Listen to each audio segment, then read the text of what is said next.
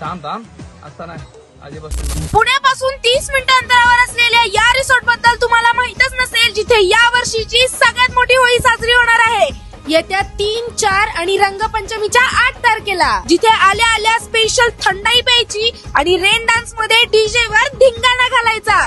नाचून नाचून दमलात तर मग अनलिमिटेड बुफे स्टाईल पोटभर जेवायचं आणि मग ऍडव्हेंचर पार्क, जिथे अशा ऍक्टिव्हिटीज आहेत ज्या तुम्ही आतापर्यंत बघितल्याच नसतील.